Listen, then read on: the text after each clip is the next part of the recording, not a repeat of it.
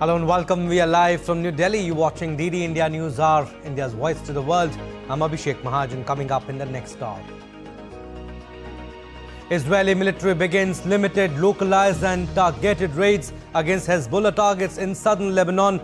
Yemen's Houthis have warned the group will escalate operations in response to Israeli attacks.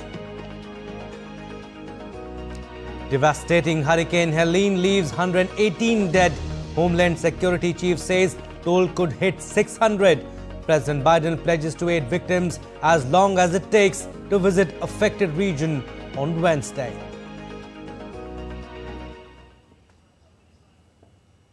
Is that it looks like there could be as many as 600 lost lives, but we don't have any confirmation of that. Dutch ex-premier Mark Rute set for NATO top job as conflicts mar Europe and West Asia to take over as Secretary General from Jens Stoltenberg at NATO headquarters in Brussels. India's Jammu and Kashmir votes in the third and final phase of elections. Over 3.9 million voters to decide fate of 415 candidates in 40 assembly constituencies. Bolivia declares wildfires ravaging eastern parts since June as national disaster, while California line fire burning since early September flares up over the weekend and prompts new evacuations.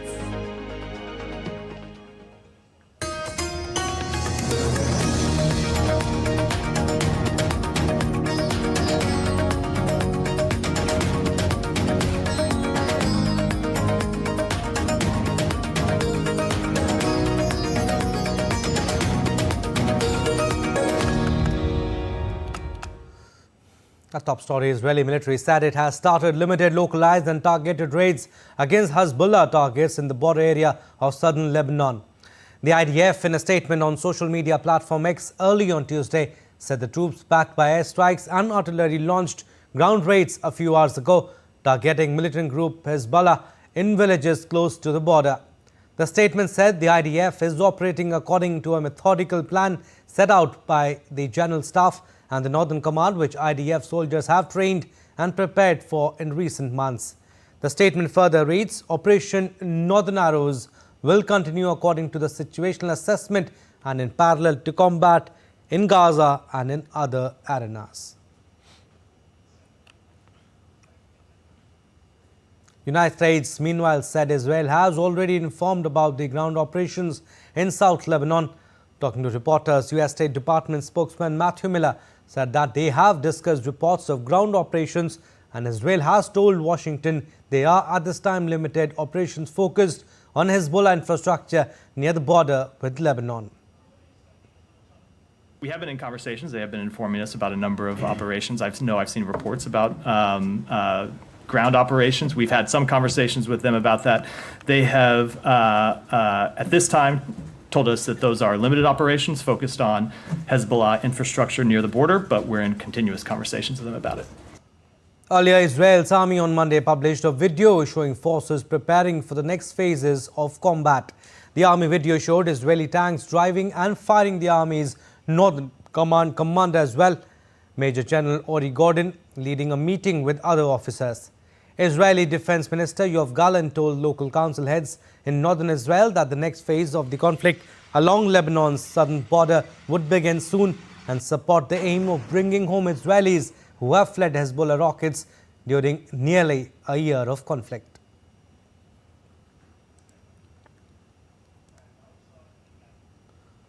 And in another video, a series of explosions were seen near Beirut's airport on Monday. The video published by the Israel's army showed strikes on Hezbollah missile launchers near the airport.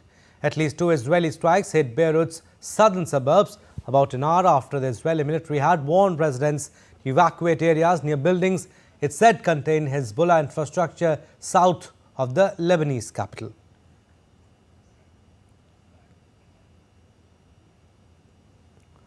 Amid reports of a potential escalation in the Israel-Lebanon conflict, Britain has repeated its call for immediate ceasefire in the region.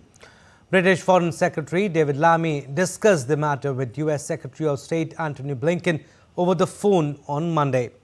The two leaders stressed on the need for a diplomatic solution to restore security and stability for Lebanese and Israeli people.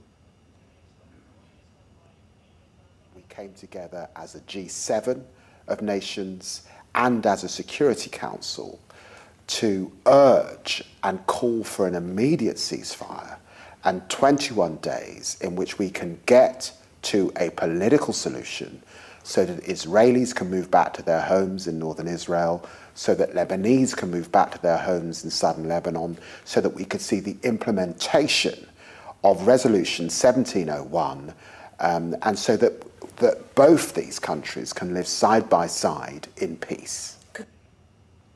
Meanwhile, India's Prime Minister Narendra Modi spoke to his Israeli counterpart Benjamin Netanyahu about recent developments in West Asia. In a tweet, he said, and I quote him, "Terrorism has no place in our world. It is crucial to prevent regional escalation and ensure the safe release of all hostages. India is committed to supporting efforts for an early restoration of peace and stability."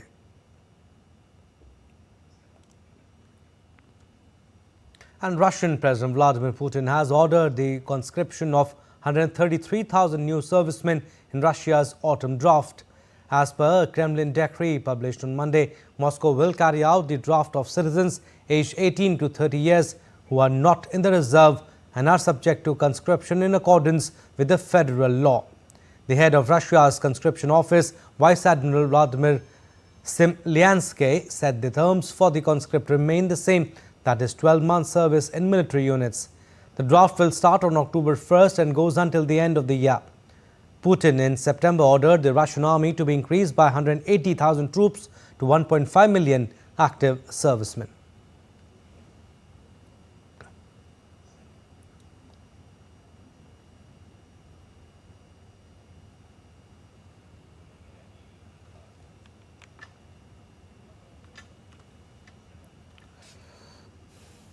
Now, Ukrainian President Volodymyr Zelensky said the situation on the front line of the conflict against Russia was very difficult.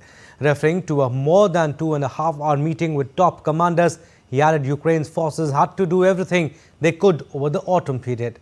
It was the second time in less than a week that Zelensky referred to the need to act quickly in the coming months in terms of military action. Russian forces have also been advancing slowly for months further north, with the aim of capturing the entire Donbass region.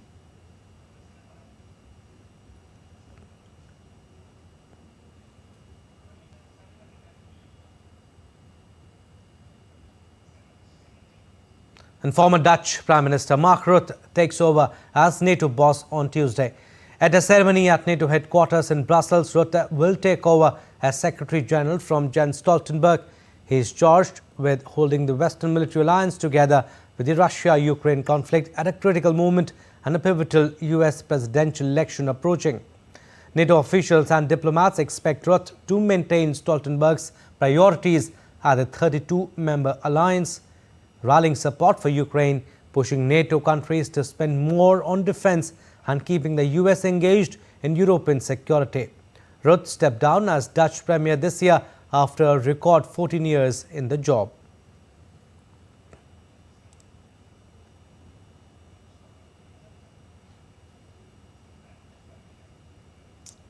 All right, news just coming in from China, where a man has killed 3 people and wounded 15 in a knife attack at a supermarket in Chinese megacity of Shanghai.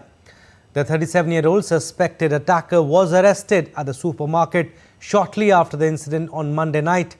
Police said the man went on rampage in anger caused by a personal financial dispute. Violent knife crime is not uncommon in China, where firearms are strictly controlled, with a number of similar attacks at schools in recent years. All right, we'll get you updates on that. Moving on to our next story. Shigeru Ishiba was set to be voted in by Parliament as Japan's next Prime Minister on Tuesday. He unveiled his cabinet as he seeks to heal party divisions and prepare for an October 27 election. The 67-year-old former defense minister, who won a close-fought contest to lead the ruling Liberal Democratic Party last week, is virtually assured of being formally designated Premier due to his party's majority in the Parliament. The result of the vote will be followed by the emperor formally appointing Ishiba and his cabinet in a ceremony at Tokyo's Imperial Palace. Ishiba is also expected to hold a late press conference on Tuesday. All right, we'll go across to DD India's Akshay Dongre. He has more information on this. Good morning, Akshay. Leadership change in Japan. Kishida and his cabinet ministers will resign, allowing Ishiba to be formally elected in a parliamentary vote and subsequently form a new cabinet. Tell us about Ishiba's ideologies, Akshay, his policies. What went in favor of him? Well, Ishiba has been part of the Liberal Democratic Party, the same party from where Fumio Kishida, former Prime Minister, and Shinzo Abe as well are from. Now, talking about the background of Shigeru Ishiba, he has worked at the World Bank. He has been the Minister of Defense, as you have rightly mentioned. He has also held portfolio of agriculture and fisheries, which is a very crucial portfolio for a country like Japan, with a limited, land masses to feed all of its population. So they have to really make innovations as far as the food output is concerned. So we are looking at a person who has been associated with the Liberal Democratic Party. In fact, in 2008, he had also challenged Shinzo Abe, the then Prime Minister, for the premiership of the Liberal Democratic Party. Though unsuccessful, now finally, the consistent efforts of Shigeru Ishiba have yielded result. He has, he has called for snap elections and now, has become the new leader of the party. Now that brings out about a lot of changes in the Japan's structure as far as the political structure is concerned. Now, it remains to be seen that under these changing geopolitical scenarios in the South China Sea area region, be it the Indo-Pacific region, how monumental are going to be the shift of Japan's government as far as the security apparatus is concerned. Whether it is going to be more aggressive with the kind of hegemony China is exhibiting in the region, or whether it is going to be more diplomatic, that remains to be seen. But the announcement that snap elections are to be conducted is also a huge show of strength that is being done by the Liberal Democratic Party in a bid to show that the party still remains very powerful in the country's political scenario. Actually, you spoke about snap elections. He plans to call a parliamentary election and will try to seek an early public mandate on 27th October. Perhaps he wants to go to the voters quickly, possibly to capitalize on his recent party victory?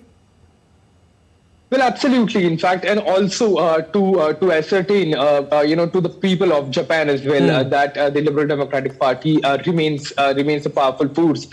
There have been allegations of, infighting inside the party. There have been allegations by the other opposition parties that their leaders are fighting against each other. They are more concerned about power instead of about Japan's the crisis Japan is facing.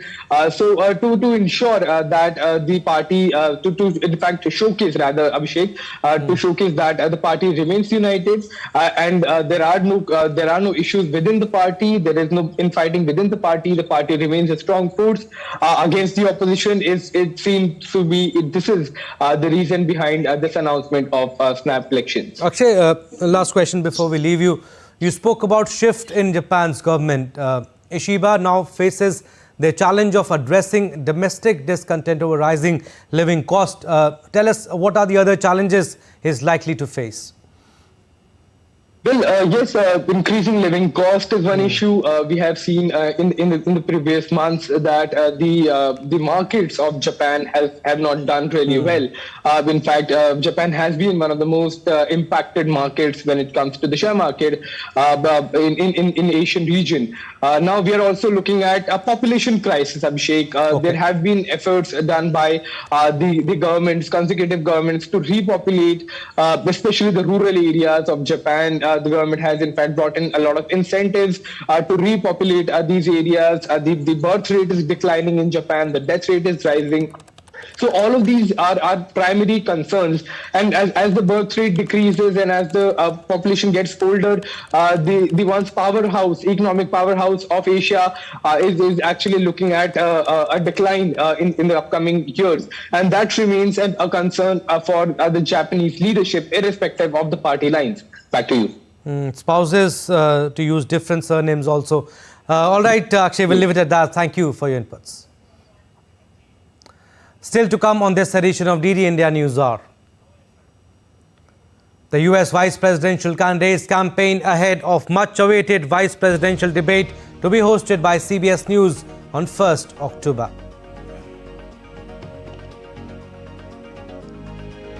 The second stage of SpaceX workhorse Falcon 9 rocket malfunctioned after a NASA astronaut mission grounding the rocket for the third time in 3 months. In Nepal, flooding and landslides mayhem continues, triggered by heavy rains even as rescue efforts intensify.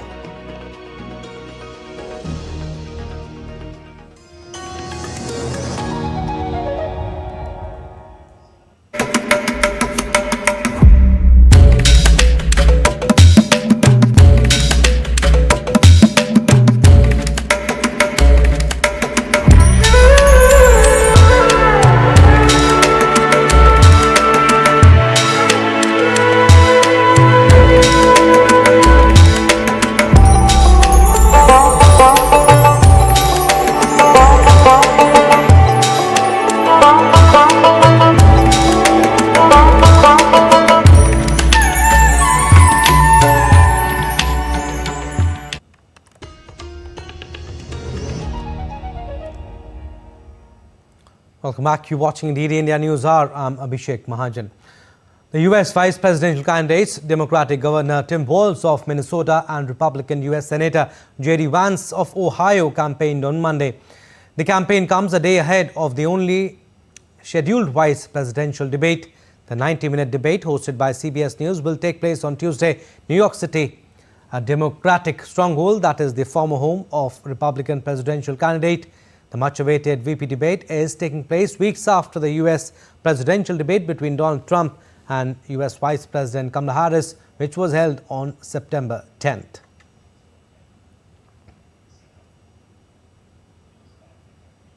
And a Georgia judge on Monday overruled the southern US state's ban on performing abortions for women who are more than 6 weeks pregnant.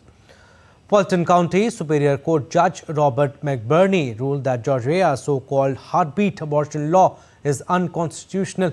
The state law banned abortions after an embryo's cardiac activity can be detected, which is usually around 6 weeks before many women even know they are pregnant. It was passed by the Republican-dominated state legislature in 2019 and went into effect in 2022 after the US Supreme Court struck down the nationwide right to the procedure that unleashed a wave of restrictions in nearly 24 of 50 US states.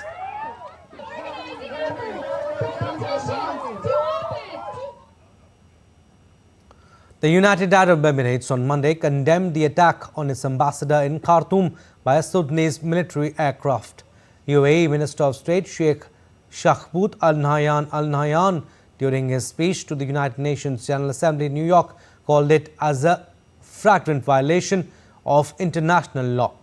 Though the Sudanese army has rejected the accusation and blamed instead the paramilitary Rapid Support Forces, the Sudanese army has repeatedly accused the UAE of providing weapons and support to the RSF in Sudan's 17-month-old conflict, which the Gulf state denies.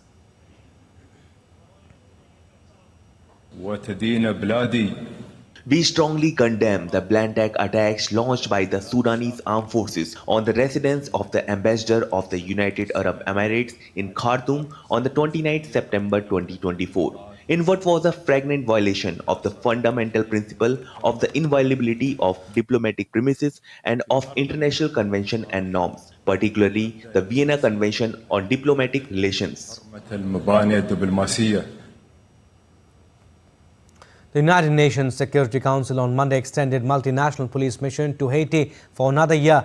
This comes as the Caribbean nation grapples with surge gang violence and instability.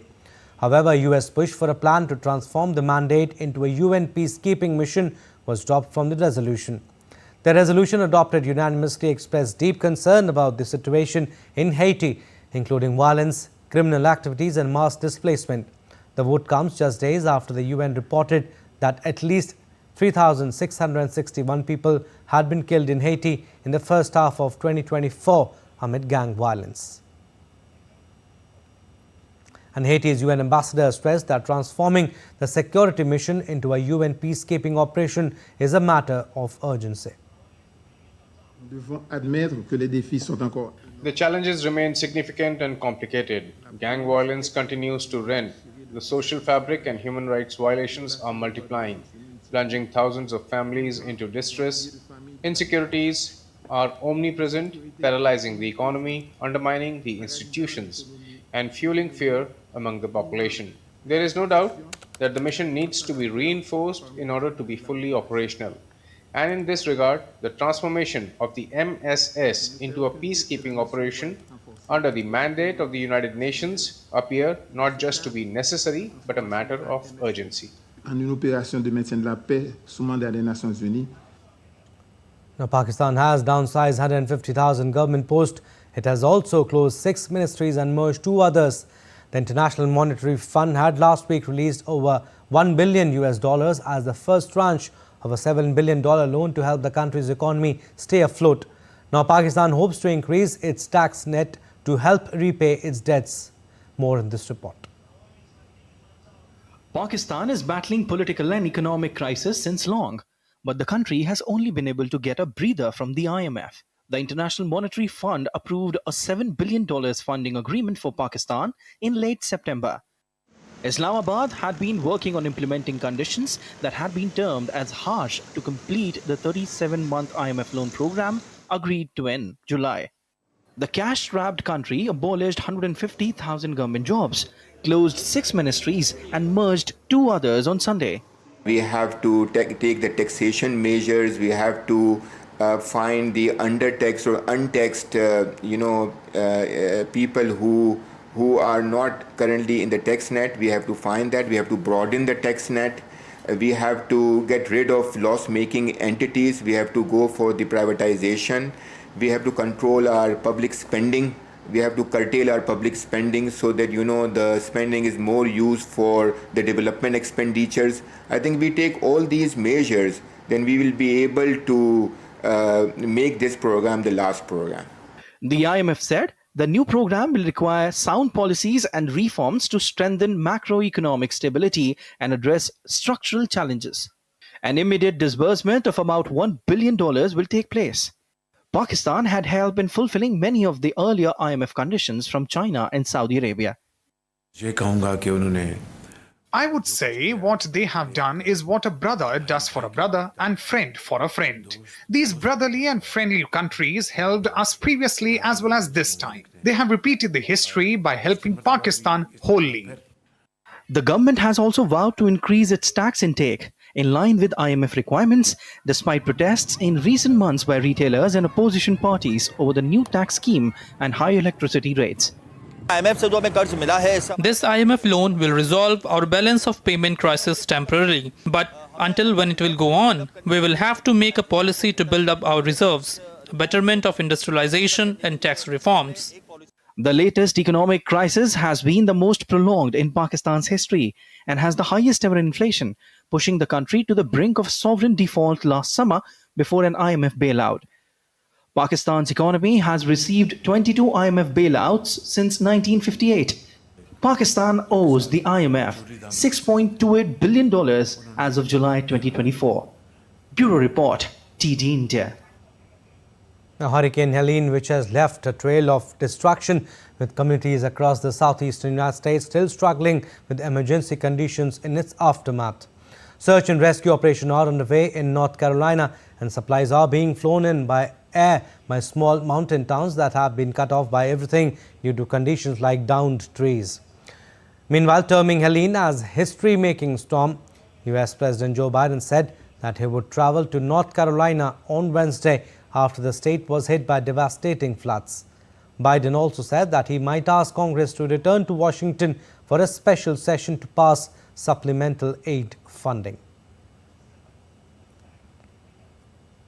And the death toll from the devastating storm has climbed to 118 on Monday. The U.S. Homeland Security Advisor Liz Sherwood Randall claimed that there could be as many as 600 deaths due to Hurricane Helene.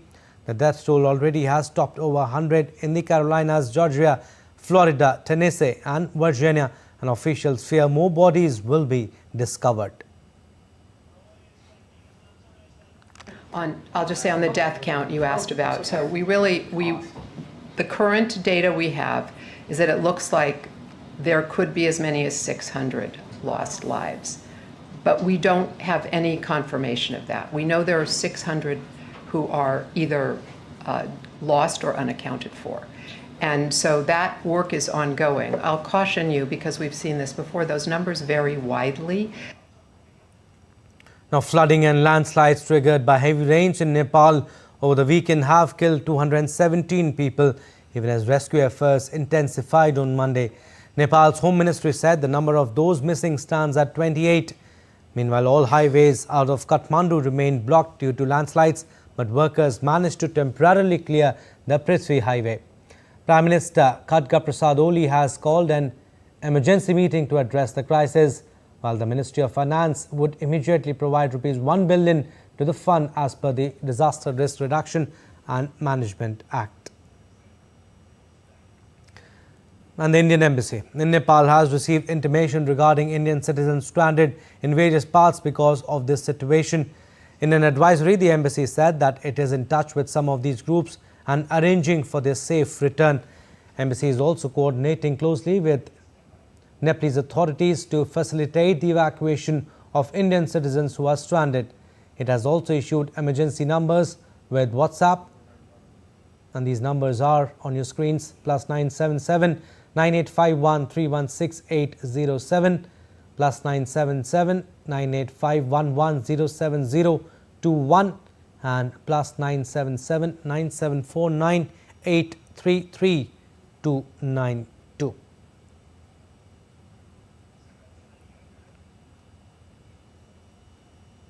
All right, let's go across to Kathmandu. DD India Shweta Singh has more information on this.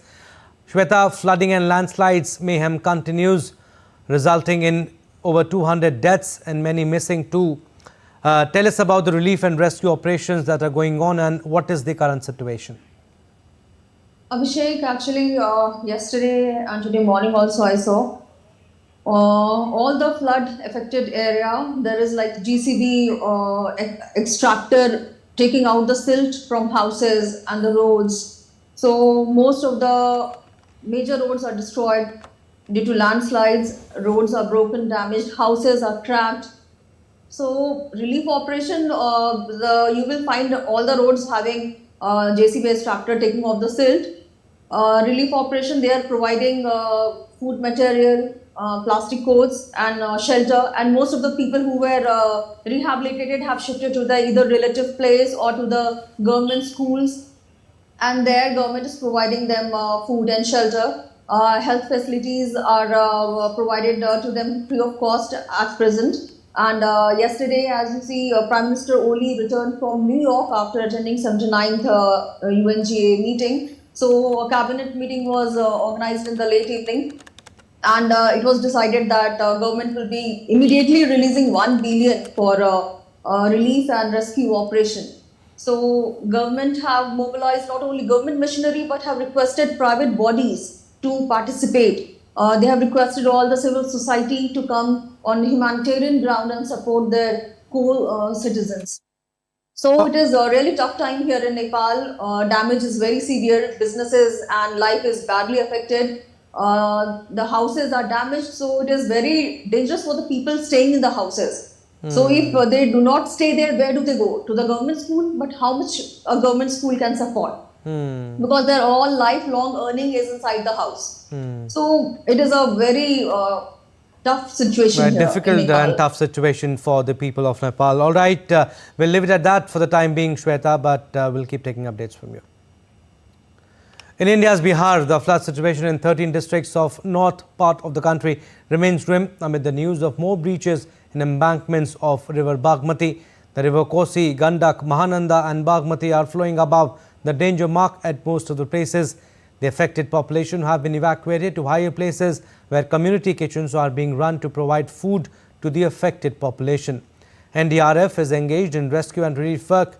The discharge from Valmiki Nagar and Kosi barrages are lower than yesterday, but there is no respite in flood situation. DD India Salman Haider is joining us from Patna. He has more information on this. Salman, flood alert has been sounded in 13 districts of Bihar, and Bihar government has sounded an alert. Fill us in with more details.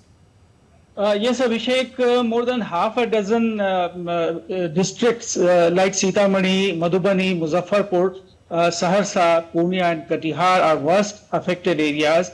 In Katihar, a large area of banana crop got damaged due to floods. And this is the first time when embankments are overflowing with water, damaging more areas, spreading in a vast area of the population. Population has been evacuated. Luckily, no much life loss or cattle loss is reported right now, but the damage is vast. Many infrastructure buildings and also residential buildings, concrete buildings have been damaged due to floodwaters.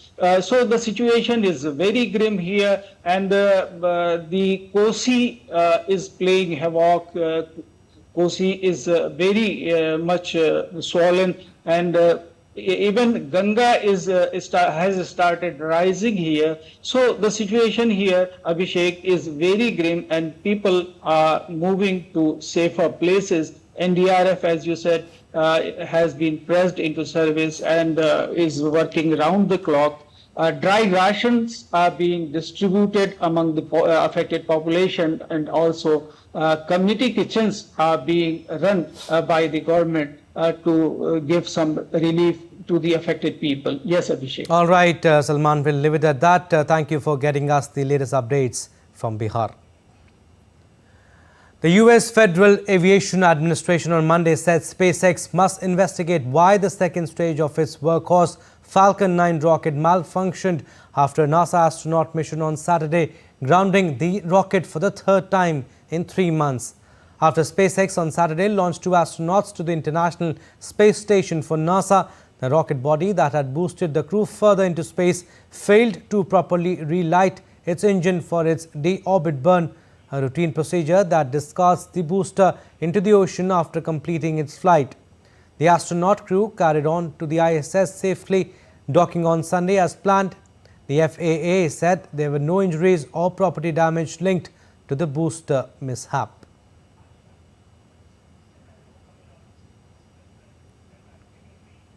All right, we are slipping into a very short break. On the other side, more stories. Keep watching DD India News Hour.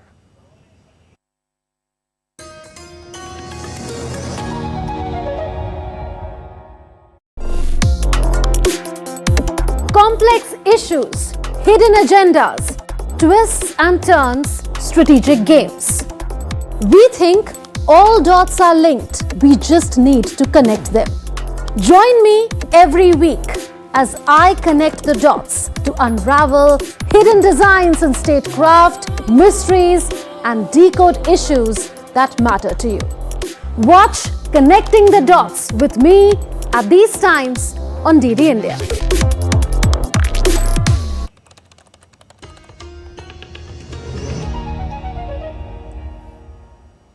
Welcome back. You're watching DD India News Hour. I'm Abhishek Mahajan.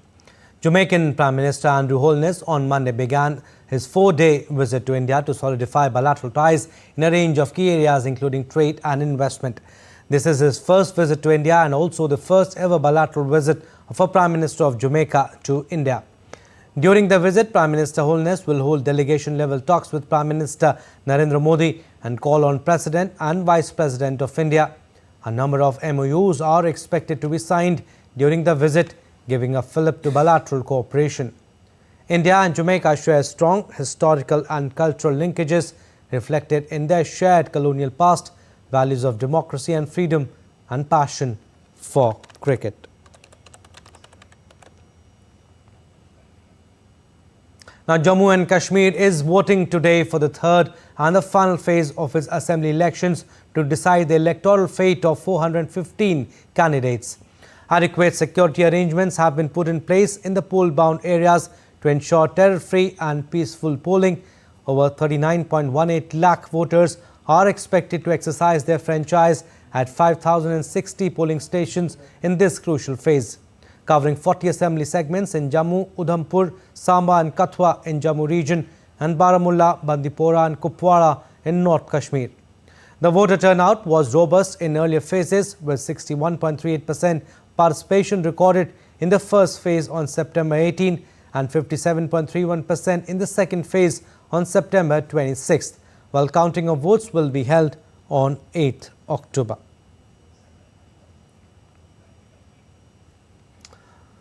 Prime Minister Narendra Modi urged voters in North India's Jammu and Kashmir to come out in large numbers and exercise their franchise to make the festival of democracy a success. In a social media post, PM Modi expressed confidence that besides first-time voters, women power will also participate in the electoral process in large numbers.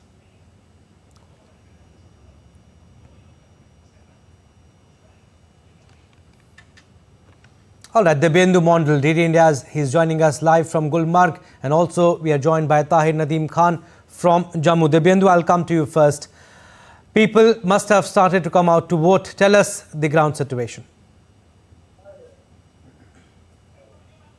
Step aside before we start. You can see the number of people that have already started queuing up in this polling station of polling station number 74 and 75. This is in Gulmarg Vidhan Sabha constituency here in the North Kashmir region, which is going to polls today. Since morning, we have been witnessing large number of people coming out to cast their vote. Remember, there are 40 crucial assembly seats that are going to polls in this particular phase of elections. Both men and women alike are coming out to exercise their franchise here in this particular constituency. And not just this, similar situations are being witnessed in almost all constituencies across the state of Jammu and Kashmir. But remember, this is very, very crucial election, which comes after, in fact, for the first time after the abrogation of Article 370. This election would seal the fate of many candidates that are willing to contest and, in fact, is contesting in this election. There are political parties like the PDP, the NC and the BJP that are testing their voters after the abrogation of Article 370, which makes this election absolutely crucial for the politics and the future of Jammu and Kashmir. Abhishek. Tahir, tell us, you are in Jammu. How is the atmosphere there? 24 constituencies going to polls. Who are the key candidates and how do we see the contest? Well, Abhishek Mahajan, the enthusiasm is very high right now. I am standing at Government High School, Bhindi, where 3 polling stations have been established, polling station number 54, 55 and 56. I came here at 6:30 a.m. and surprisingly the people have started queuing up in queues since early in the morning, although polling started at 7 a.m. But the enthusiasm of people is very high in this particular part, and as you said, what the key contenders, there are 2 former Deputy Chief Minister Tara Chand and Muzaffar Hussain Beg. Besides those, there are 14 ministers and 8 legislators who are contesting this in this final phase of election, which is spread over 7 districts, 4 in Jammu province and 3 in North Kashmir. So enthusiasm of people is very high. The way they voted and the way they not only voted but also appealed to all the voters to come and cast their vote. And the highlight of this particular phase is that this Valmiki Samaj, West Pakistan refugees and Gorkha community, they have got the voting right for the first time, as they have got the voting right after the abrogation of Article 370. So this is one of the highlights of this particular phase. And not only this, there are 29 polling stations for the first time have been established along LOC and international border. LOC in Kupwara district and international border which India shares with Pakistan is in Kutwa, Samba and Jammu districts. They are also going to vote, and the reports coming from there which polling stations are on extreme international border, including Abdaliya, Suchetgarh, Ramgarh. People have also started coming there in queues and standing there to cast their vote. This really shows that this is the festival of democracy in real sense. Right, Tahir, stay with us. I'll come back to you. Dibyendu, you have been in Kashmir for quite some time now. How is it looking like? What are the issues on the ground that people are talking about? Well, Abhishek, of course, quite some time now, and the issues, in fact, the 5 key issues perhaps would be development.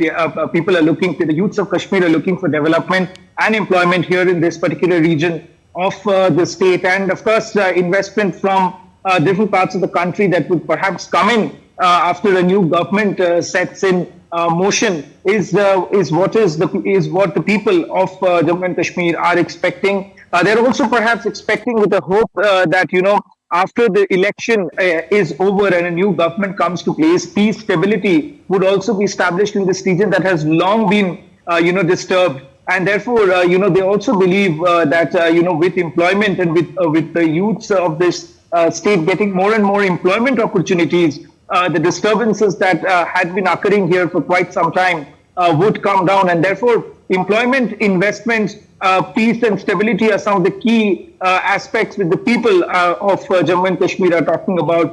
They do say that, it has been quite some time now that they have been wanting this election to happen. Therefore, they want that a strong government that comes to place here. But having said this, Abhishek, as we were also discussing yesterday, the mandate could perhaps not be very clear in this election as well, because there are multiple parties that are contesting, and different regions have the stronghold of different parties. So of course, the results will be out of the 8th, and we'll perhaps get to know better who has been able to perform in which particular region of this state. So of course, as the voting ends today at about 6 p.m. here, all eyes will be on the 8th of October when the results will be announced. Right, multiple candidates, and also a lot of independents too. We'll talk about it. But Tahir, the voter turnout was robust in the earlier phases, with over 61% participation recorded in the first phase and 57.31% to be precise in the second phase on September 26th.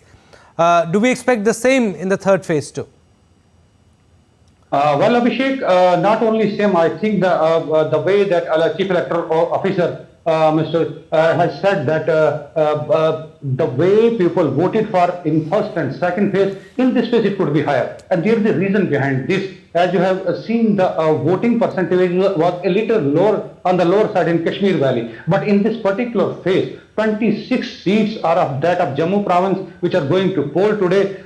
So Chief Electoral Officer Panduranga Pole has expected that the voting percentage may go higher than the previous 2 phases because more seats are from, more assembly constituencies are from Jammu province itself. And people are coming, and the way as you have showing the long queues of voters since early in the morning, that clearly shows and indicates the perhaps voting percentage would go higher. And the way campaigning went on in this last bit, especially that of BJP, because they have got maximum stakes in Jammu province. In the previous election in 2014, all the seats they won were from Jammu province. And in the first phase and second phase, the main issue which was raised up was about the abrogation of Article 370 and restoration of statehood for Jammu and Kashmir. But Prime Minister himself, who addressed a mammoth rally in Maulana Azad Stadium in Jammu, and simultaneously Home Minister Amit Shah, they gave a new twist in this final phase by saying that if people of Jammu province, especially they vote all along for BJP, so their dream to have first Dogra Chief Minister in the history can become a reality. That was a major twist in this election. Now we have to wait for 8th of October when the ballots will open, and we will see which party. Yes. Absolutely. The verdict will come on 8th October. We'll wait and see. Thank you, Dibyendu and Tahir. We'll keep taking updates from you. Moving on to our next story now, India's External Affairs Minister Dr. S. Jaishankar met U.S. Commerce Secretary Gina Raimondo in Washington, D.C.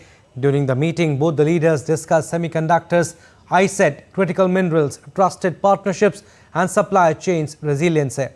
Both committed in boosting tech collaboration and economic partnership of two nations.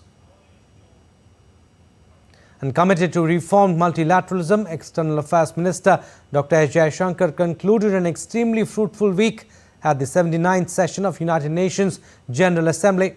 During his visit, the minister interacted with 75 foreign ministers and representatives, participated in 8 plurilateral summit.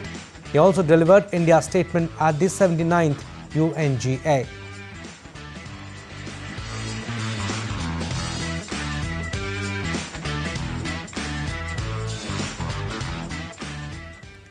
And India's Union Commerce and Industry Minister Piyush Goyal met with young Indian origin CEOs and entrepreneurs in New York on Monday.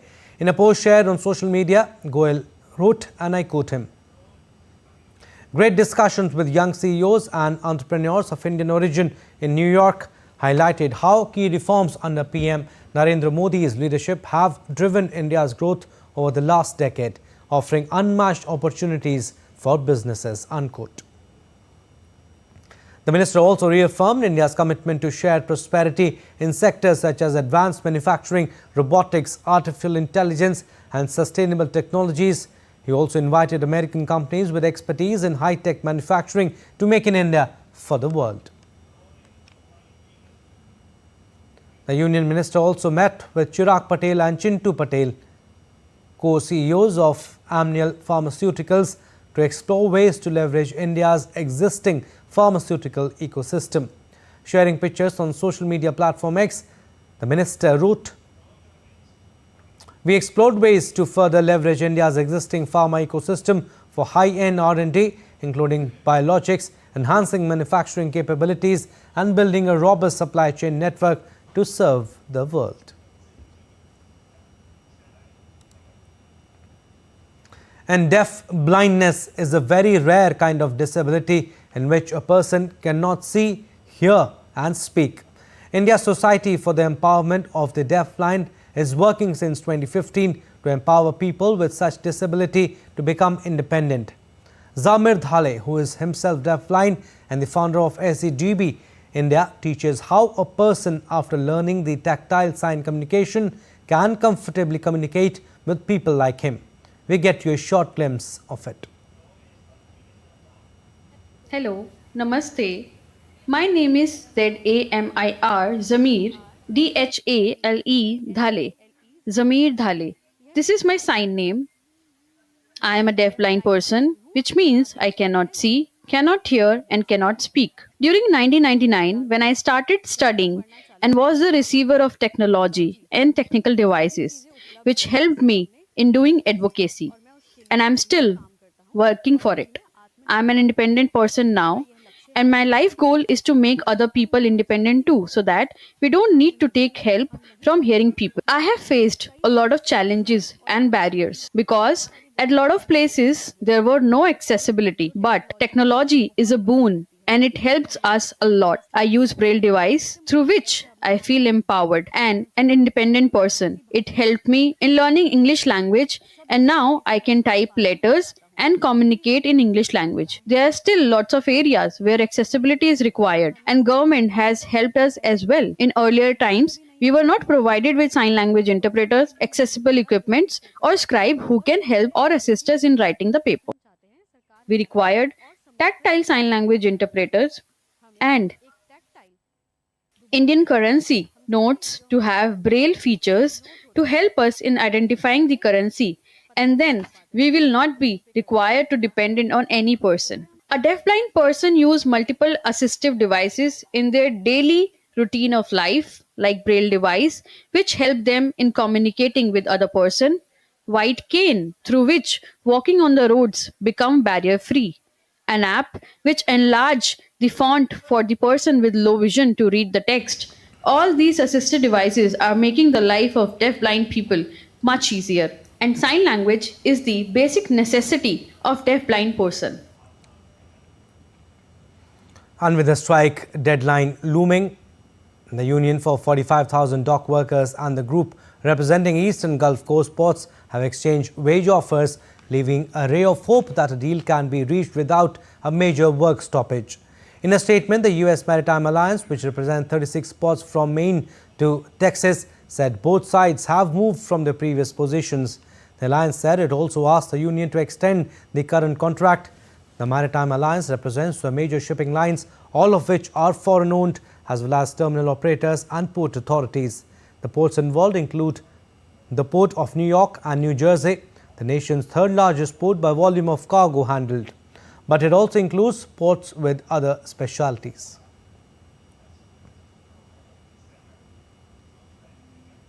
Now, Google plans to invest $1 billion to build digital infrastructure in Thailand. The move aims to meet growing demand for cloud computing in Southeast Asia and would support 14,000 jobs in the kingdom. Google's investment comes after Microsoft announced in May that it would create Thailand's first data center region to boost cloud and artificial intelligence infrastructure. Google's expansion in Thailand will add $4 billion to the kingdom's GDP by 2029 and support 14,000 jobs between 2025 and 29. All right, sports updates now. We'll start with cricket. Records tumbled as India launched a batting blitz to overtake Bangladesh's first innings total of 233 in 28 overs, injecting fresh life into the rain-marred second test in Kanpur on Monday. On day 4, Rohit Sharma's men quickly bowled out Bangladesh and then unleashed batting mayhem, scoring at a rate which is unprecedented in test cricket. India reached 50 runs in 3 overs, 100 in 10.1 and 200 in 24.2, the fastest ever by a test team, in the bid to force a result in a test which has lost more than 2 days' play to bad weather. The host eventually declared at 285 for 9 and then reduced Bangladesh to 26 for 2 at stumps on day 4. Tennis now. Third-ranked Carlos Alcaraz will take on Daniil Medvedev in the semi-finals of China Open on Tuesday. The Spaniard delivered a high-quality 7-5, 6-2 victory against Karen Khachanov to book his last 4 spot at the ATP 500 in Beijing. Alcaraz has advanced to the China Open semi-finals for the second straight year. Meanwhile, 5th-ranked Russian Daniil Medvedev beat Flavio Cobolli of Italy 6-2, 6-4 to reach the semi-finals. Medvedev is still looking for his first title of the year. Top-ranked Yannick Sinner defied the controversy surrounding his doping case to join Carlos Alcaraz and Daniil Medvedev in China Open semi-finals. The defending champion defeated Jerry Leheka 6-2, 7-6 for his 14th win in a row. The World Anti-Doping Agency sought a ban of up to 2 years after Sinner twice tested positive for a banned substance in March. The International Tennis Integrity Agency cleared the Italian of wrongdoing in August and allowed him to continue playing. The world number 1 will face Bu Yunchakwete in the semi-finals in Beijing on Tuesday. And the National Basketball Association said on Monday that Basketball Hall of Famer Dikembe Mutombo has passed away at the age of 58 from brain cancer. Beloved by fans, the Congolese center was selected as an NBA All-Star 8 times, using his tremendous 7-foot 2-inch frame to become one of the league's most fearsome shot blockers. He had also earned Defensive Player of the Year honors for 4 times. Mutombo's gregarious personality with a trademark's finger wag celebration made him a fan favorite as he played 18 seasons with 6 different teams in the league. He reached the NBA Finals twice. After retiring in 2009, he became NBA's first global ambassador and helped promote this sport in his country, Africa. Now, South Africa have recalled all-rounder Senurin Muthuswamy to their 15-player squad for next month's two-test tour of Bangladesh as one of these frontline spin options. Muthuswamy played the last of his 3 tests in March 2023 and joins Keshav Maharaj and Dane Pate as the specialist slow bowling options in the squad. Batter Matthew Britske is the only uncapped player in the squad, though he did tour West Indies in June when South Africa won a rain-affected series 1-0. Temba Bavuma will captain the side with the first test in Dhaka from October 21st to 25th and the second from October 29th to November 2nd in Chattogram. The Eiffel Tower in Paris decked up in pink to mark the start of the annual Pink October campaign to raise awareness about breast cancer screening. This month-long initiative aims to raise awareness about breast cancer and the importance of early detection through screening.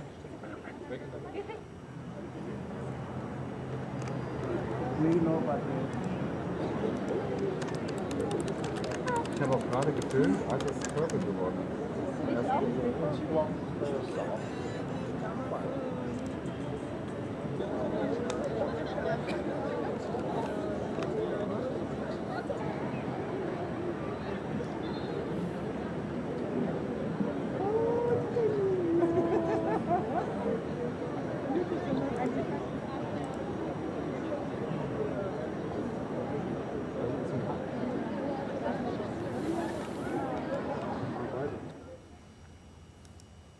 Alright, that's all for this edition of DD India News Hour, but do let us know your thoughts on the news of the day. For those on the go, you can get all the latest news and updates from India and across the world on DD India mobile app. The app is available on both Android and iOS. Scan the QR code on the screen to download now. And we'll be back with more news as it breaks here on DD India. I'm Abhishek Mahajan from all of us here in Delhi. Thanks for watching DD India News Hour.